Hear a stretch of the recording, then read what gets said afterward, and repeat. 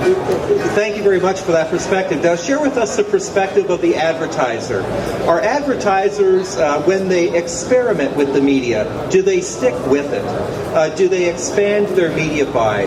Do they move from experimentation into broad application? Share with us what you're noticing in the maybe confidential discussions, but share at a high level, if you would, what you're hearing from network operators and the ad agencies about how they're looking at planning, placing, using, pleased with or not, in terms of messaging on the media.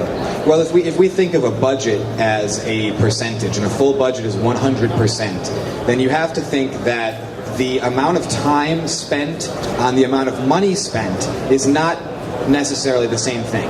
So if you are very comfortable with buying online and you're very comfortable with buying TV, then you're going to spend less time spending a larger portion of your budget on these factors. But you have to spend more time on the media that you don't understand as well. And in this case, I think we see that people are unwilling to spend the proper amount of time to really understand the strategy in these unique environments, even though they want to. And so what happens is then, they have a boss that's breathing down their neck, or they have their client whose money they're spending, and they're saying, well, a lot of the marketers are not willing to really take the educational steps. And I think a lot of the things that the trade shows are seeing is that marketers are not, or the agencies are not willing to send their people to get educated for 2 days at all the wonderful talks that everybody has for Digital Signage Expo and these types of shows. They're not willing to send out their people to something that takes up only 0.5% of the marketing budget right now. And once it becomes a necessity for them, then we'll start to see more. But right now, the barrier is not the willingness, it is the amount of time they need to spend on such a small portion of their budget for the time being. They could easily solve this by spending all their budget on digital out of home, and I think everybody out there would be happy. So let's go into a new territory then that you're pointing to. We have organizations like Seesaw Networks, Ad Centricity. We certainly have collaborations. In Canada, for example, there are 10 individual networks, all of which have displays in doctors' offices and healthcare facilities, which are going in not with 10 different ad sales presentations, but they're going in with one presentation asking for 10 times the money. And so we've got networks collaborating. We've also got online planning and flighting and placement capability through RView and VukuNet.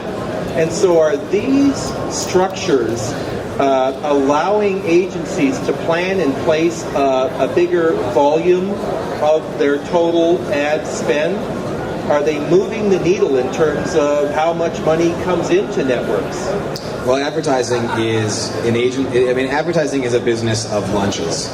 And it is lunches, it is dinners, it's tickets to the Knicks. It's a business where you need to sit down and know people. And these groups sounds like AV integration. A little bit maybe. These groups they're doing some great things, and they are actually enabling broader discussions by focusing the efforts of multiple networks into one group. So now a marketer is not deleting 17 emails, they're responding to one.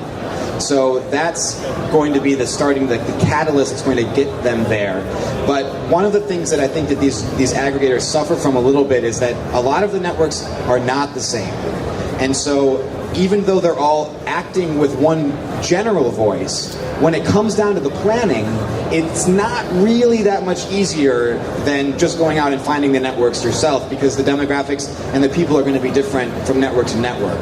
So the technologies that these groups are enabling, along with the concentration of efforts, I think are the two most positive aspects that they bring, and that is starting to definitely get some change.